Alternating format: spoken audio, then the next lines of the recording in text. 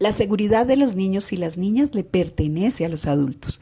Cada uno desde su rol tiene la responsabilidad de garantizar entornos seguros. Pero este sigue siendo un tema incómodo, incluso tabú, y por eso en este capítulo queremos ponerle luz. Quédate hasta el final porque Jenny, Yesid y yo nos atrevemos a hablar de lo que muchos callan.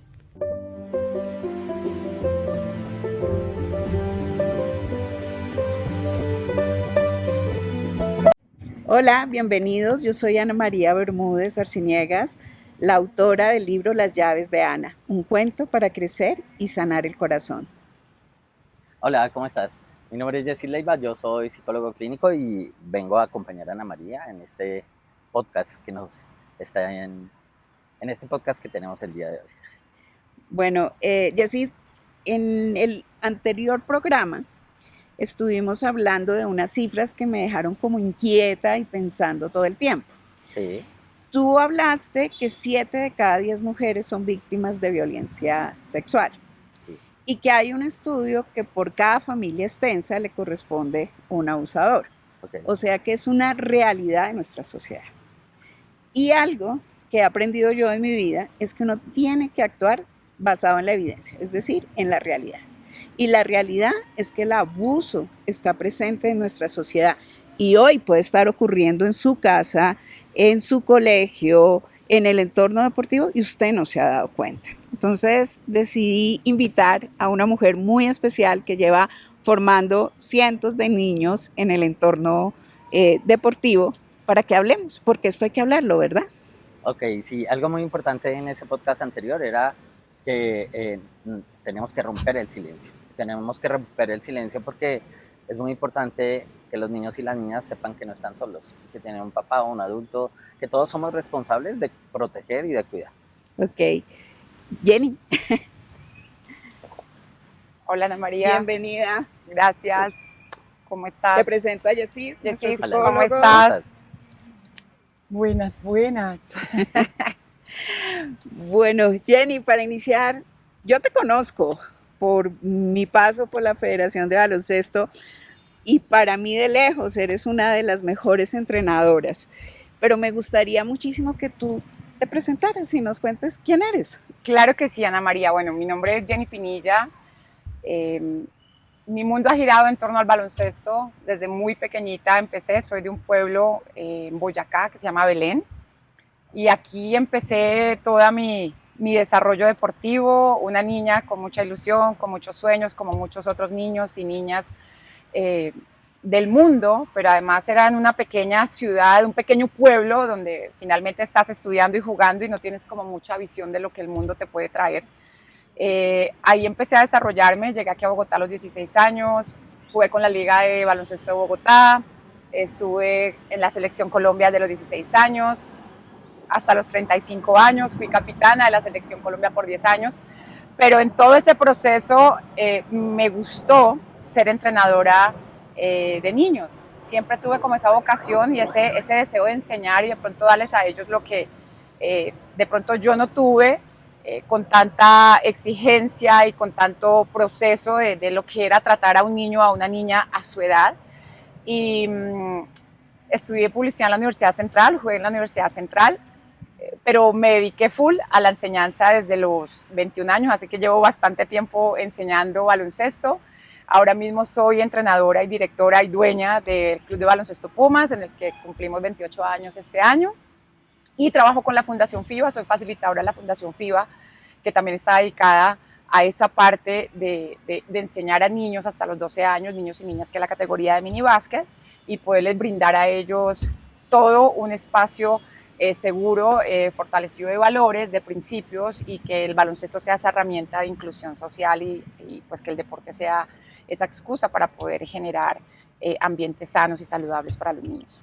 Y así tú sabías que en Belén venden los mejores helados que hayas probado en la No, vida. ni siquiera sé dónde queda Belén. ¿Dónde queda Belén? Duitama, Sí, ¿sabes? sí, Ok, sí. Después de Duitama sigue Santa Rosa de Viterbo, Sí. sigue Serinza, y después sigue Belén. Okay. Belén, los mejores quesos también, los mejores helados también. Y ahí tú tomas para el norte de Boyacá y puedes salir a Santander. O sea, los mejores quesos, los mejores helados Y las Y las mejores basquetbolistas. basquetbolistas. Ah, ok. Ya sabes dónde está Belén. Tengo una pregunta para ti. Las personas que nos siguen, algunos conocen el Sistema Nacional del Deporte, otros no. El sistema es un sistema piramidal, ¿verdad? Tiene una parte privada y una parte pública. En la parte privada, las escuelas o los clubes alimentan las ligas, que son departamentales, las ligas alimentan las federaciones y las federaciones alimentan al Comité Olímpico, en la parte privada, ¿verdad? En la parte pública tenemos los municipios, los INDER municipales, que alimentan los INDER, que son los departamentales, y tenemos el Ministerio del Deporte. Es más o menos a grosso modo cómo está estructurada, cómo es la estructura. Mi pregunta es, ¿las instituciones son conscientes de la responsabilidad que tienen en el cuidado de los niños y las niñas? Por un lado. Y por otro lado, si son conscientes, asumen esa responsabilidad con compromiso o hacen lo que pueden o de esto no se habla. Bueno, es una pregunta bastante compleja porque finalmente cuando todo está escrito, en teoría todo lo deberíamos saber, ¿no? Los institutos de deporte lo deberían saber, las ligas deberían saber todo lo que conlleva los decretos, las leyes en relación del cuidado del niño, de la niña y de los derechos que los menores tienen en cada una de las actividades que hacen. Desafortunadamente está ahí en el papel, pero que se ejecute o que se proceda a situaciones donde el niño pueda sentirse abusado o la niña, o haya un maltrato o haya un acoso por parte de su entrenador o parte de directivas o de sus mismos compañeritos, pueda que lo conozcan, pero no trasciende. Esa es una realidad, eso no se puede ocultar y hablo en general de todos los deportes. O sea, soy entrenadora de básquet, pero finalmente uno a través de los años se ha dado cuenta de muchas situaciones que pasan y finalmente lo dejan oculto para no entrar en todo ese detalle, ¿no? Y en todo ese proceso de fiscalía que lo hablábamos, de exponer al niño o la niña. Entonces, hay otras cosas debajo o detrás de que no permiten que esto trascienda. Entonces, sí debería haber como un protocolo en cuanto al cuidado infantil y que esto, tanto entrenadores como padres de familia y como los mismos niños y obviamente las instituciones, lo supieran, lo ejecutaran y no hubiera temor a hablar, a expresarlo y a castigarlo, si es el caso, ¿no? Okay. Me haces pensar un poco, creo que hay una cosa muy importante frente al cuándo digo, qué no digo, qué debo decir, y también hay un temor frente a los casos de abuso sexual. Creo que el cuidado no es tan fácil, y cuidar y proteger a los niños y a las niñas no es tan fácil, pero con esto que tú dices, ¿tienes alguna historia? ¿Conoces algo que nos puedas contar frente a qué cosas pueden estar pasando que no se cuenten o que todos nos quedemos callados con esto? Mira, desafortunadamente sí, uno escucha muchas cosas y también después de muchos años se da cuenta, hablando con excompañeras de Selección Colombia, que sí de alguna manera en sus departamentos, ¿no? Con sus entrenadores, hubo casos de abuso, de acoso, de manipulación, de decir, ¿quieres formar parte de la selección? Entonces podemos estar hablándolo, podemos estar haciendo que, no sé, salgamos o que yo te pueda hacer un masaje o cosas así. Okay. Sucede, ¿ven? Y no solo, vuelvo y repito, en baloncesto, hay una inmediatez ahora mismo o una necesidad de la urgencia de padres y de niñas y de niños en querer ser selección de su departamento o formar parte de la selección de su país y cambian o esconden esa moral, ¿no? Y esos valores, ¿no? De decir, si el niño o la niña le dice a la mamá o al papá, es que mi entrenador me está tocando de esta manera, o es que el entrenador me está diciendo tal cosa, o me está diciendo qué piernas tan lindas tienes, o me gusta cómo tú caminas, o o se te ve un cuerpo muy lindo, o me encanta tu sonrisa, cosas así que en teoría creeríamos que es un halago sano, pero detrás de eso hay otras cosas. Los papás trasladan eso y se quedan callados por simplemente decir, si yo me quejo o voy a hacerle un reclamo al entrenador o a la entrenadora, va a sacar a mi hijo o a mi hija de la selección. Entonces, tapan eso simplemente por una necesidad, por una inmediatez de querer que mi hija o mi hijo sea selección, figure, porque después de eso que llega, si es muy buena jugadora, entonces va a ganar dinero o va a tener una beca estudiantil, entonces nos va a sacar de pobres. Entonces hay un tema ahí de doble moral para mí, la verdad, y a través de los años se ha visto muchísimo de jugadoras, de entrenadores que uno escucha. Lo que pasa es que a veces las pruebas no las tienes tú, ¿no? Yo estoy pensando un poco, aquí hay protocolos de acción, digamos que pienso mucho en, he trabajado siempre en el sector salud, y en el sector salud hay unas capacitaciones constantes frente a casos de violencia sexual, cuál es el paso a paso, cómo se activa la ruta, qué tipo de rutas hay. En el deporte hay algún tipo de ruta que se haya construido, que el mismo ministerio, qué sé yo, diga, ok, construyamos una ruta para cuidar a nuestros niños y niñas del abuso. Estoy hablando de todo tipo de abuso, porque es que nos estamos centrando un poco en el abuso sexual porque entiendo la gravedad, pero ¿hay rutas frente al abuso? En teoría, creo que eso está escrito. No tengo ahorita y estaría hablando sobre su posición, pero si estamos en los derechos o deberes de los niños, debería existir, y creo que existe, un manual donde estén como las rutas y el camino de decir, detecto el problema, cómo ataco el problema, cómo denuncio el problema, qué canales, a qué canales debería yo acudir y cómo ser esa persona o ese entrenador o ese padre de familia o ese mismo niño. El problema aquí está en que hay mucho temor. Todavía hay mucho temor por decirlo, precisamente por eso. Si yo como jugadora voy a decir, es que mi entrenador, y no solo estamos hablando de abuso sexual, estamos hablando de el abuso psicológico, sí, de cómo yo abuso en su parte física, es decir, la excedo en mi exigencia, sí, de entrenamiento por beneficio del entrenador.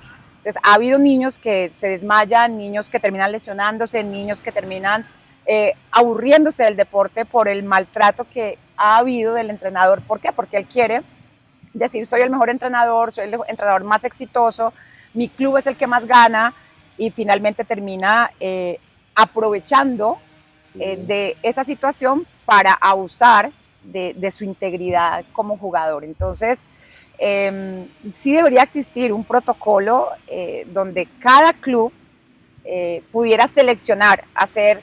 Ahora, uno va a presentar un convenio en algún lado, inclusive con el Instituto Distrital de Recreación y Deporte aquí en Bogotá, te piden los antecedentes con Contraloría, con Fiscalía, sí, okay, si estás para dar manutención, si estás debiendo alimentos, es el REAM, si estás... eso debería uno hacerlo con un entrenador cuando uno lo contrate, en cualquier, claro, escenario, y sobre todo en escuelas formativas. Tengo que mirar tus antecedentes, si eres buen papá, si has tenido alguna situación de alguna demanda por alguna cosa, qué tan buen pedagogo eres, qué tan bien tratas a los niños, todas esas cosas. El entorno de cada uno de nosotros habla mucho de nosotros como seres humanos. Okay. O sea, resumiendo, sí hay protocolos, pero se quedan en el papel. O sea, hace falta socialización. O sea, que las instituciones deben colocar en su agenda socialización, pero no solamente como una charla más, sino que se ejecute, que se hable constantemente y que se tenga profesional calificado, ¿sí? Por un lado. Por otro lado, el proceso de contratación de un entrenador tiene que pasar, como en cualquier empresa, todo un proceso, que pase por psicólogo, que pase por bueno, no sé, alguien que pueda decir, calificar, esta persona es idónea, puede ser excelente entrenador en la parte técnica, pero no cumple los requisitos para el cuidado de los niños, entonces descartado, o esta persona sí los cumple. Entonces tú dirías que se necesita intensificar los protocolos y un proceso de selección, ¿sí? De acuerdo, exacto, o sea, hay que hacerlos cumplir. A veces, yo escuchaba en el anterior podcast de ustedes que ese personaje tan querido y tan bello y tan lindo, como te habla, como te consiente, Sí. que en teoría uno dijera, ay, es que ese es mi tío, mi tía, mi hermana, mi primo, mi mismo papá, mi padrastro, son las personas que muchas veces son los primeros que abusan de los niños o de las niñas. Y como yo siento que es un familiar cercano, pues yo como niño que no tengo esa maldad, que soy supremamente ingenuo, pues yo voy a creer que está haciéndolo bien. Confías. Asimismo con el entrenador. Cuando el entrenador a veces es tan querido y tan amoroso y tan lindo, y uno dice, tiene el toque para los niños, pero hay que entender que muchas veces detrás de eso hay una capa, ¿no? Hay una máscara que oculta, que es toda esa dulzura que tiene, va detrás de otras cosas. Entonces, no estoy generalizando, o no, mejor dicho, estoy generalizando, no estoy diciendo que es tal o tal, pero puede pasar que a veces la persona que creemos que es educador, porque es que en estas etapas formativas nosotros somos educadores, debemos saber cómo llegar al niño, cómo hablarle al niño, cómo tratar al niño, hasta dónde puedo yo hacer un contacto físico con él, pero que el niño siempre se sienta seguro. En los clubes, en las instituciones, en las ligas, debería haber siempre el salvaguardia, la persona que está atenta a cada caso. Que el niño supiera qué manera de tocar tiene el entrenador o la entrenadora y que él sienta, diga, Jessy, la profesora no me está tocando como yo creo que debe tocarme. Ella se sobrepasó. Que tenga la tranquilidad de decir y uno mismo actuar y decir, oye, ¿qué está pasando? ¿Qué estás haciendo? Porque no, yo lo hice sin querer. Pero esos pequeños detallitos de un niño que deje, por ejemplo, tener en cuenta un niño cuando viene muy alegre a entrenar y después pasa que ya no quiero ir a entrenar. Entonces puede ser o porque le están haciendo bullying los mismos compañeritos y tú como entrenador no te has dado cuenta, o porque el entrenador está haciendo algo que al niño no le gusta, o muchas veces se da en salidas deportivas, cuando tú sales de Bogotá o de cualquier ciudad a otro lado, el cuidado de los niños es saber con quién en su edad dejo los niños, que no se van a quedar en la misma habitación con los entrenadores, que se queden las niñas con las niñas de su edad, los niños con los niños de su edad y no dividir. Yo he visto casos de jugadores o equipos que se quedan niñas de 13 años con niñas de 9 años. Ahí ya no vamos porque estamos durmiendo en el mismo sitio.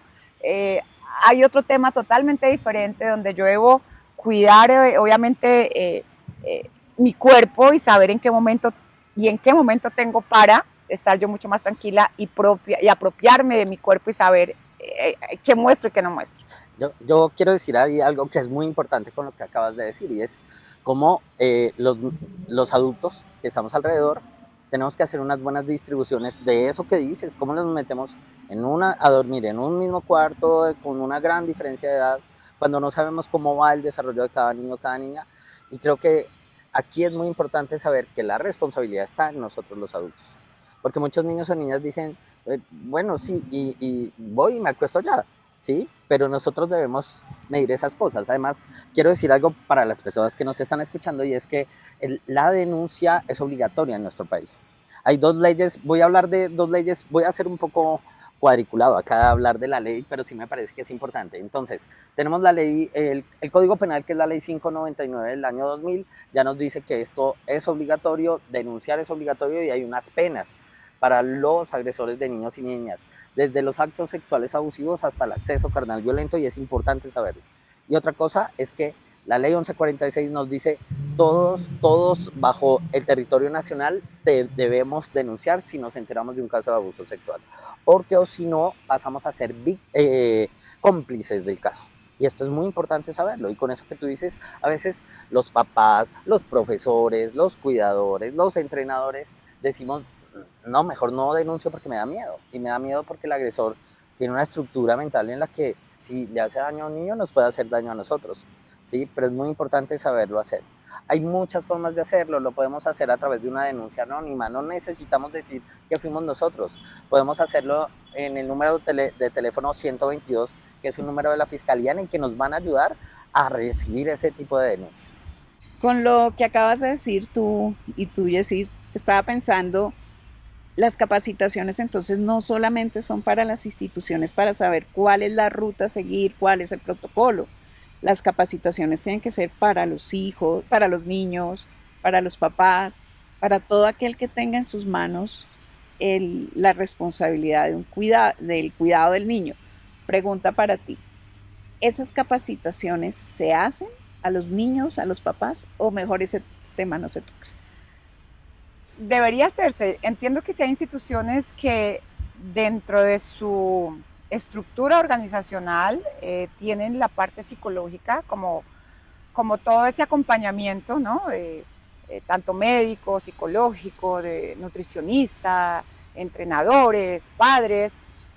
Y sí puede haber algunas charlas muy distanciadas en cuanto al cuidado, en cuanto a cómo debemos ser mejores padres de deportistas o cómo ser padres de deportistas, porque no es lo mismo tú ser padre de un niño que solamente va a su colegio a ser padre de un niño que es atleta estudiante o estudiante atleta. Pero estos temas específicamente no se tocan.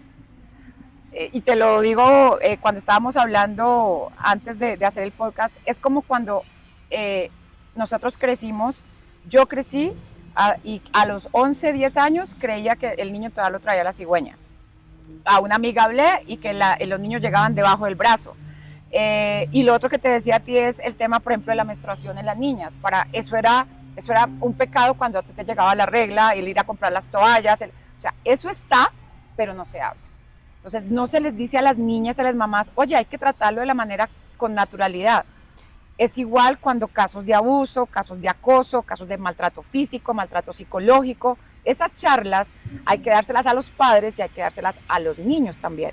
Porque hay papás que inclusive dicen en los entrenamientos, profesor, ¿y cómo le fue a mi hijo? Sí corrió, exíjale. Hay una palabra que yo detesto y que muchos la usan y es, ¿le sacó la leche a mi hijo? Esa palabra la detesto con todo el corazón. Si los papás me están viendo, no usen esa palabra porque es horrorosa. Es traducido a, ¿usted cansó a mi hijo? Entonces, los papás no les importa si el hijo aprende, si el hijo está en un entorno seguro de bienestar, de desarrollo en valores, sino es, mi hijo sudó, mi hijo se esforzó, y ni siquiera los padres, cuando terminan su hijo de hacer una actividad física o cuando juegan un partido, los papás no le preguntan cómo te sentiste, fuiste feliz, disfrutaste el juego, sino cuántos puntos metió, ganó o perdió. Entonces, todo lo que los niños hacen se traslada a un resultado de puntos, resultado de ganar a perder. Eres bueno si ganas, eres malo si pierdes. Entonces empiezas a enfocar al niño en un resultado, más no en si él se divirtió, si él aprendió, si el esfuerzo fue dado a una buena ejecución en lo que haces en el juego, y menos se va a hablar en cuanto al tema de si hubo un maltrato físico, un maltrato psicológico. El niño a veces se calla por lo que hablábamos. Yo no me voy a quejar porque entonces el entrenador me va a decir, usted es un flojo, usted es un quejetas, usted no se la pasa sino hablando y haga, esfuércese. Entonces el niño va a decir, no, yo no digo nada porque me va a sacar, ¿ves? Entonces todas esas cosas debemos cambiarlas y debemos hablarlas, y que haya talleres para padres, talleres para niños, talleres para entrenadores, y decirles hasta dónde es el límite de usted como entrenador, qué debe hacer, cómo debe hacer, qué pasa si el niño le va a hablar a usted a decir, oiga, los mismos compañeros, estoy siendo abusado por un compañero, o un entrenador se da cuenta del otro entrenador. Entonces todas esas cosas el niño o la niña deben hablar, porque hablamos es simplemente del sexo opuesto, no. Puede haber entre entrenador a niño, entrenadora a niña, e igual hay que decirlo. Creo que las instituciones deberíamos ser un poco más dadas a tocar estos temas sin tanto tabú y sin tanto temor, ¿no? Y no satanizar esa situación, porque finalmente, si nosotros como padres tenemos temor, pues estamos trasladándole ese temor a los niños, y los niños no van a hablar tampoco al respecto. Me haces pensar varias cosas. Cuando hablas del resultado y cómo los chicos están puestos en ¿somos buenos o no somos buenos? ¿Tenemos puntos? ¿Hacemos puntos o no hacemos puntos? Me haces pensar mucho en la salud mental. Total. Porque cuando pensamos en salud mental, algo que yo veo en consulta con mucha frecuencia son personas que tienen o un cuadro de ansiedad o un trastorno del estado del ánimo debido a un montón de mensajes que me dieron a través de mi historia. Y entre esos mensajes, pues, el ser bueno pues te están midiendo y qué tan bueno eres y cuál es tu resultado y te ves bien, ¿sí? ¿Eres bueno haciendo esto? Y cuando el papá genera presión, debes ser bueno, tienes que ser el mejor. De acuerdo. Y entonces, ¿qué pasa cuando no lo soy? Y entonces, ¿qué pasa cuando no doy lo que todos lo esperan? Pues muy seguramente tengo un montón de pensamientos que me están atacando y yo mismo empiezo a afectar mi salud mental. Y el resultado se va a ver más adelante, cuando tengo un trastorno de ansiedad generalizado, cuando empiece a tener ataques de pánico porque no puedo dar el resultado. Y me parece que es muy importante eso que dices, porque creo que pensar en la salud mental de estos chicos es algo súper importante. Y ahorita mismo, perdona María, hay bastante problemas de ansiedad. Nosotros en nuestro club tenemos muchos niños que están yendo a psicólogo por temas de ansiedad, por temas de no saber resolver situaciones tanto dentro como fuera de la cancha. No lo saben. Son niños que son muy inseguros y preguntas como, yo les digo a ellos, ¿cómo te sentiste hoy en el entrenamiento? Y la reacción primera que hacen es, mira a la mamá, para ver qué cara pone la mamá o el papá. Si la mamá está sonriendo, el niño dice, bien, ¿no? Sí. Y si la mamá está, baja la carita. O sea, son pequeñas cosas que tú dices, aquí hay una limitación en la expresión y en la naturalidad del niño. ¿Por qué? Porque finalmente tú trasladas el éxito deportivo y lo pones por encima del bienestar del niño o de la niña. Y eso no puede ser, sobre todo en edad formativa. Cuando hablamos en alta competencia es diferente, pero aún así hay mucha tensión porque ya tienes otros objetivos que cumplir, tienes que cumplirle a un país, tienes que cumplirle, si vas a unos olímpicos o si vas a unos suramericanos, ya no es solo contigo, sino es con tu equipo, con tu país, con tu entrenador. Ya alto rendimiento es totalmente diferente y uno tiene que asumir esa responsabilidad, ese reto y esa presión mental que hay, pero aquí no se trabaja el tema de salud mental y aquí no se trabaja el entrenamiento mental. Por eso tenemos muchos problemas con deportistas que al final dicen, ¿qué pasó? Se me fue la medalla, pero es básicamente porque no estamos fortalecidos mentalmente y todo eso viene desde mi formación de niño, en mi proceso que tuve en todo mi deporte. Claro, Mira, además es que debe haber un montón de baja tolerancia a la frustración que debe tener un deportista. O sea, creo que aquí debe haber un muy buen ejercicio de acompañamiento terapéutico, no solamente con un psicólogo del deporte, sino que también si se pudieran tener apoyos clínicos con psicología clínica, ayudarían a que el chico esté más seguro de sí mismo, a que entienda cuáles son sus capacidades y a que no se afecte su salud mental. De acuerdo. mientras ustedes hablaban, me pasaba algo como en los dibujos animados que empieza uno grande y empieza a hacerse chiquito, chiquito, chiquito, porque acabo de caer en cuenta que lo estoy haciendo mal. Porque mi hijo no es deportista, pero está en la universidad y tiene una beca, estudia 2 carreras, ingeniería de sistemas e ingeniería en inteligencia artificial. Y todos los días llego yo, ¿cuánto sacaste? Error. O sea, ¿cuánto sacaste en la nota? ¿Y por qué tan bajito? ¿Y por qué no? ¿Qué te falta para hacerlo mejor? No. Y cuando ustedes estaban hablando de eso, yo, ¡ay Dios! Me estoy equivocando, porque mi presión tiene que mantener la beca. Me imagino que eso mismo pasa con un niño. Sí, Ana María, pero igual te puedo hablar, por ejemplo, desde el caso de mi hija. La hija mía tiene ahora 30 años, ella creció en el ambiente deportivo, su padre es entrenador de básquetbol. ¿30 años? ¿Cómo así? ¿Cuántos años tienes? Mentira. Yo 52.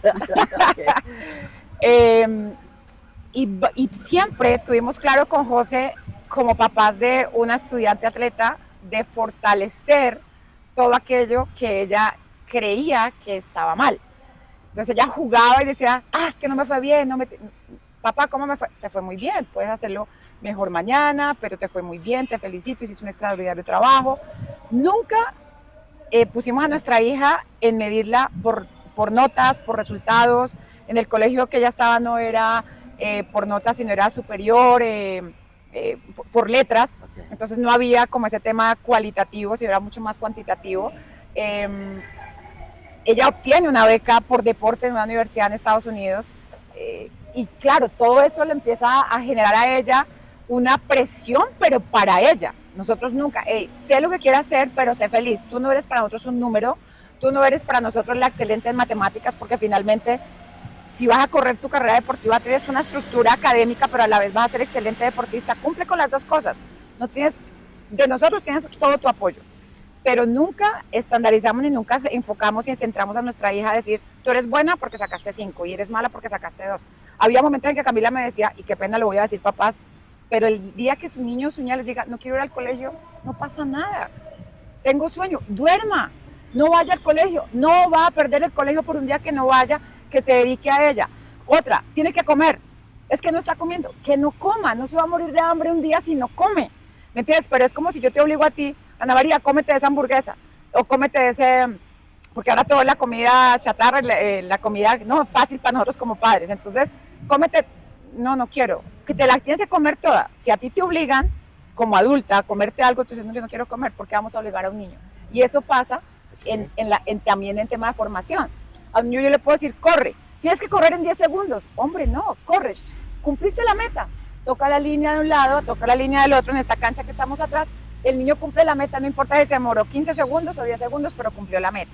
Eso es lo que tenemos que hacer nosotros como papás y como entrenadores. No caer y encasillar en que tú eres bueno si sacas 5, sino eres bueno porque te esforzaste y hay que valorar ese el esfuerzo, la disciplina, la dedicación y que cada vez haya una sonrisa y un aprendizaje en cada cosa que los niños hagan. Si no, estamos perdiendo el tiempo. Como papás, como entrenadores, como docentes, como psicólogos, como todo. Okay. Yo estoy totalmente no es un regaño. No, pero estoy totalmente de acuerdo, pero quiero decir algo ahí que me parece muy importante también para fortalecer lo que dices, y es cuando tú dices, si el niño dice, hoy no quiero ir, no importa, ¿sí? Pero sí hay que tener mucho cuidado en que los niños son tan simbólicos porque hay muchas cosas que no pueden decir, pero si el niño no se está sintiendo bien, que pase una vez está bien, pero si está empezando a pasar con mucha frecuencia, prendamos una alarma. Puede ser que el niño esté sufriendo de matoneo, de bullying, o que no se siente bien por alguna razón y a veces no lo cuentan. Y acá es una nueva invitación a escuchemos a nuestros hijos. Eso sucedió, perdón. Te pongo el ejemplo de mi hija cuando tenía 6 añitos, que decía, tengo sueño, yo que mi amor no vayas. Pero ya cuando tenía como 6, 12, o entre 11 años, no quiero ir al colegio. Y le dije, ¿por qué? Y se puso a llorar. Me dijo, mami, es que mis compañeros me están haciendo bullying. ¿Por qué? Camila ha sido desde muy pequeñita aficionada al deporte, entonces ella tenía musculitos, su abdomen era marcadito, una niña de 11 años. Entonces los compañeros hombrecitos, que eran gorditos, flaquitos, pues se burlaban de ella, le decían como que, ay, usted parece un hombrecito, usted tal cosa. Y empezaron a hacerle bullying porque Camila tenía músculo y le gustaban los pasamanos y todo el tiempo. Ellos no podían. Entonces yo le dije, mira, mi amor, ellos están envidiosos del cuerpo tuyo porque tú mientras haces una pull-up o haces flexiones, ellos no pueden. Entonces siéntete privilegiada por el cuerpo que tienes, que te lo están envidiando. Pero yo no quiero ir. Fuimos al colegio porque ese era un síntoma, lo que acabas de decir. Fuimos al colegio, hablamos, se hizo reunión con los niños, se hizo reunión con los profesores y Camila manifestó que era lo que estaba pasando. Se habló con el papá de los niños, se habló con tal, le dijimos, oiga, hagan ejercicio, en lugar de estar criticando a Camila porque es una niña deportista, ustedes también hagan ejercicio. Entonces lo tomamos no por el lado de caerle fuerte a los niños, de ir en contra de su actitud y empezó a haber como un ambiente ya de camaradería, tanto así que uno de los que le hizo bullying a mi hija, hoy es de los mejores amigos que ella tiene.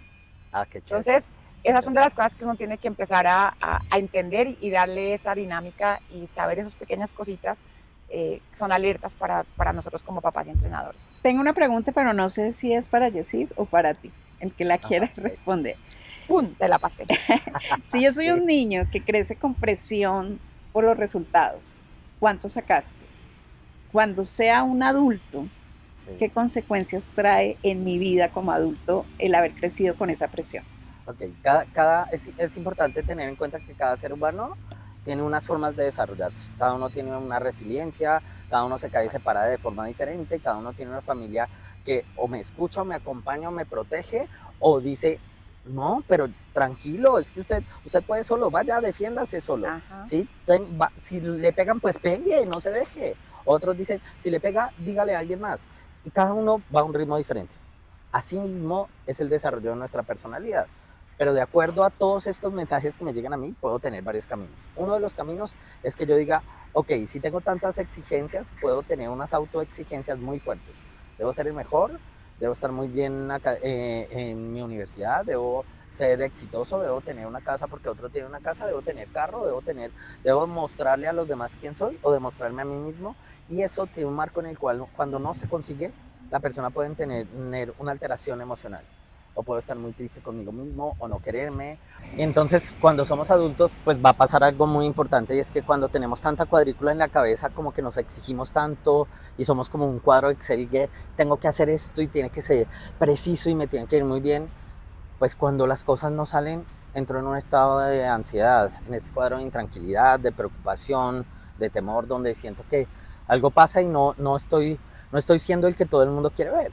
Y es muy importante entender eso y entender que no todos lo hacemos siempre todo bien y no siempre vamos a ser los mejores. Y tenemos que aprender que cuando no soy el mejor, también debo quererme y también debo saber qué hago con esto. No, por haber perdido, pues no quiere decir que yo vaya a ser el peor, ¿no? En baloncesto lo hablo específicamente en el proceso de formación, cuando hay tanta exigencia por parte de los padres y los entrenadores. El niño dice no soy suficiente, crece con el no soy suficiente, estoy decepcionando tanto a las personas que están a mi alrededor como a mí. Y los padres y los entrenadores son las dos personas causantes de la deserción de los niños a temprana edad. Entre los 13 y 14 años, inclusive cuando ya entran a la universidad, dicen no quiero jugar más baloncesto, por tanta presión que tuvieron, precisamente por lo que tú estás diciendo, porque no soy suficiente, porque no soy bueno, precisamente porque todos los papás y los entrenadores siempre trasladan al jugador bueno al que mete canastas, al que hace puntos, y no se dan cuenta que en un deporte colectivo hay roles y hay otros departamentos en el juego que te hacen importante. Yo puedo caracterizarme por ser muy buena defensa, puedo caracterizarme por ser el mejor compañero de mi equipo, puedo caracterizarme que en el banco, muchos papás critican el que sus hijos estén en un banco, pero en el banco también se aprende. O sea, el banco están los 5 inicialistas, pero los 7 que siguen van a tener su chance, aprovechalo, sea 1 minuto, sea 30 segundos, pero eso no lo entienden los papás. Entonces siempre el que está en el banco es el malo, es el que el entrenador lo toma para darle descanso a Ana María, entonces Ana María descansa, entonces no, eso no lo toman para bien. Básicamente, si entendemos que en un juego colectivo hay roles y que hay los jugadores que son los que más meten las canastas, que son los que hacen mejor asistencia, el que mejor defiende, se hace toda esa sincronía como equipo y se construye a través del tiempo. Yo siempre digo que para construir equipo empezamos a hacerlo desde la categoría 13, 14 años, cuando ya hay toda un conocimiento de ese grupo que se está formando. Mientras tanto es eso, es un grupo de niños o niñas que se reúnen para jugar una actividad.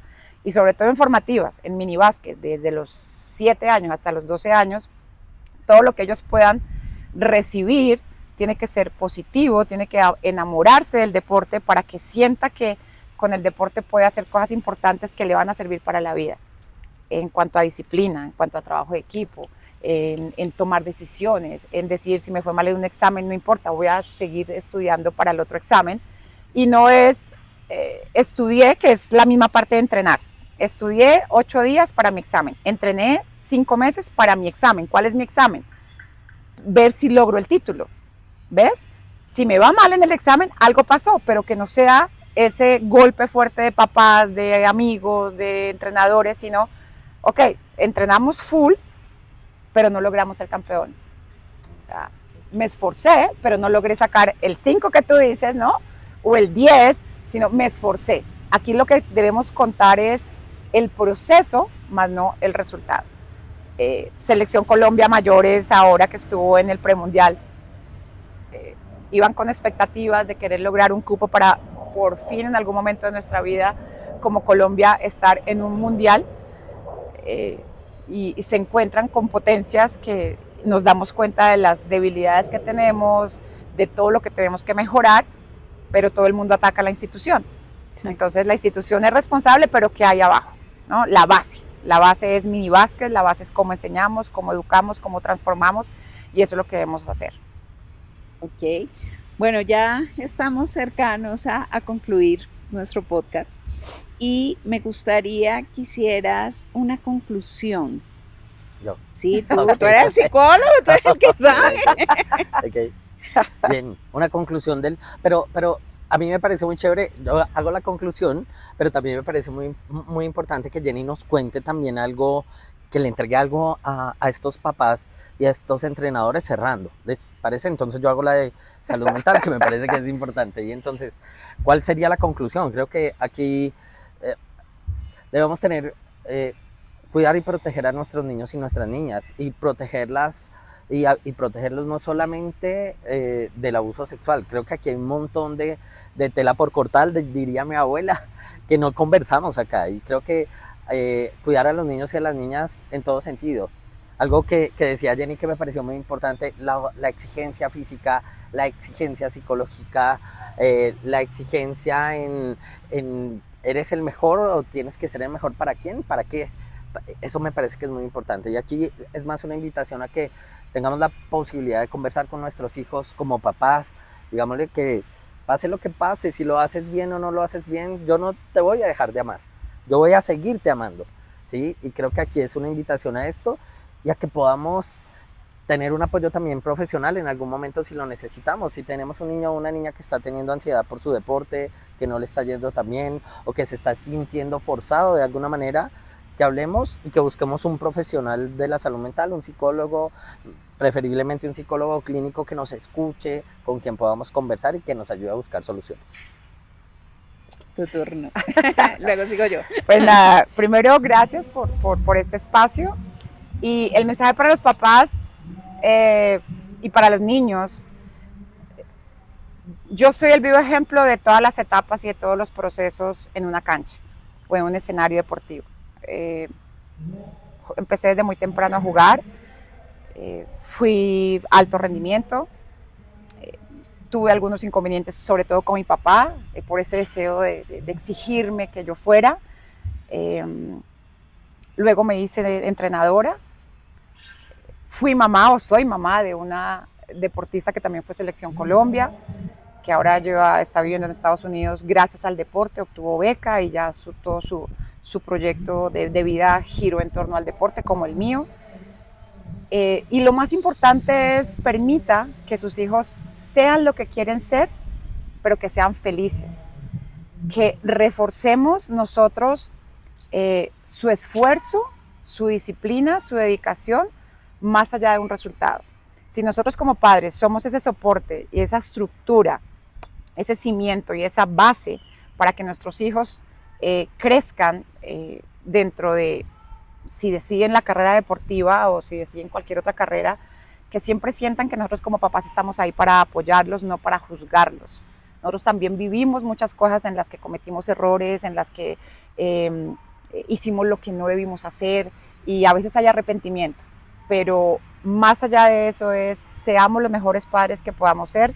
Nuestros hijos van a estar muy poquito tiempo con nosotros, y lo peor que le puede pasar a uno como papá es sentir esa ausencia de los hijos por lo que nosotros hicimos cuando ellos necesitaban más de nosotros y necesitaban ese soporte para que ellos crezcan siendo felices y amando lo que hacen. Bueno, Jenny, ¿conocías Las llaves de Ana? No. Te voy a contar. Las llaves de Ana es un libro, un cuento que yo escribí producto de un proceso terapéutico. Y como yo lo veo, es que la vida, la infancia es un campo de entrenamiento en donde uno tiene que enfrentarse con personas buenas, pero también con personas malas. Y en la infancia adquiere las herramientas para poder hacer frente a cada tipo de persona. Entonces aquí en Las llaves de Ana entregamos llaves para manejar diferentes tipos de personas. Es completamente autobiográfico, lleno de metáforas, de símbolos, y lo hicimos, y lo hice junto con mi sobrino Nicolás, que fue quien lo ilustró, para dar un aporte para sanar el corazón de muchas personas que pueden estar lastimadas y que si no adquirieron las llaves en la infancia, la adquieran en la adultez. Entonces, quiero que leas la dedicatoria, por favor. Claro que sí. Ok. Para Jenny, gracias por tu gran trabajo por nuestros niños y niñas. Ana. Muy lindo, Ana. Lo leeré y lo aplicaré y lo tendré muy en cuenta, y gracias por la invitación. A ustedes Gracias. muchísimas gracias por habernos acompañado. Esperamos que algo de lo que aquí hablamos y tocamos les sirva.